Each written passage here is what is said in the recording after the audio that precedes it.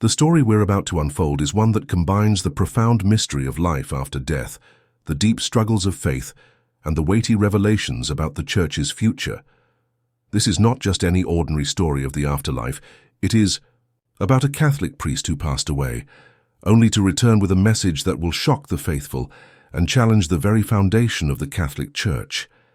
In this tale, we follow the journey of a priest who, after a sudden and unexpected death, found himself in the presence of something far greater than what he had ever known.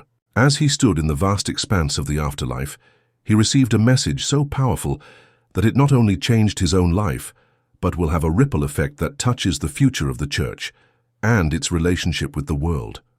The priest's life had been one of service, one of prayer, and deep commitment to the Lord. Every day was a step in the eternal mission he believed in, to serve others, to teach, and to lead them towards salvation. His dedication to his vocation, to the rituals of the Church and to the faith that bound him to God, was unwavering. Yet death came as a complete surprise, without any warning or preparation. He had always assumed he would sense it somehow, have some kind of premonition, but when death arrived it was swift, taking him without ceremony, without the chance to prepare, and without any last-minute words to his loved ones. When the priest's heart failed him in the middle of Mass, the scene that unfolded in the church was one of panic and confusion. His body collapsed to the floor and those around him rushed to his side. Yet, as the paramedics frantically worked to revive him, the priest felt something he hadn't expected. Peace.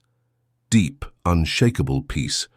It wasn't the fear or panic one might assume would accompany such an event. Instead, he felt free, unburdened by every sorrow, doubt, or fear he had carried during his life. As his life force slipped away, he found himself in a state of weightlessness.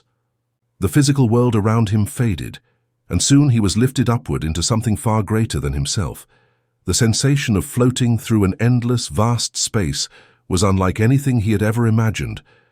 Time seemed to unravel around him, and as he was drawn toward an incredible light, he knew that he was in the presence of God. But what followed next, the priest soon realized, was far from ordinary. He did not see God with his eyes. No, this was something far deeper. He could feel God's presence, a presence that enveloped him entirely. The light that surrounded him was not the typical bright glow one might associate with divinity, but something far more profound. It wasn't just light. It was alive, breathing, radiating pure love and truth. And then he felt a pull, as if the very essence of his soul was being drawn closer to this light. It wasn't just physical movement. It was a movement through time, a transcendence that allowed him to witness what most can never even imagine. It was a world where the boundaries of existence were not confined by time or space, and everything in it was filled with holiness. As he moved closer, he saw someone. It was Jesus. The priest immediately recognized him, not through physical appearance, but through the profound connection of his soul. Jesus was radiating a love so pure and a holiness so overwhelming that it was almost too much to bear. Jesus' eyes met the priest's, and there was no condemnation, no judgment, only love.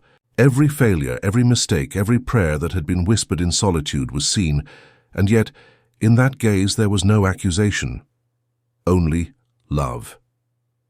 Jesus then spoke, and when he did, it wasn't simply words. It was truth itself, and it shaped reality. Jesus' words carried an urgency that cut through the peace the priest had been experiencing. "There is something you must see," Jesus told him, and in an instant, everything around them shifted. The priest's vision expanded, and he could see the entire world laid out before him. Churches, thousands of them, dotted the earth like stars. Some shone with brilliance, their walls alive with warmth, their sanctuaries filled with true faith. These were places where God's presence dwelled, where souls sought him and found him. But then the priest saw something else, something deeply troubling. There were many churches whose light had flickered, weak and unsteady. Some were consumed by darkness, their walls still standing tall, but hollow inside. These were the places where faith had been abandoned, where tradition had replaced relationship with God, and where the spirit of worship had grown cold. These churches, no matter how grand in structure, were empty. The weight of this realization was heavy. As a priest who had dedicated his life to service,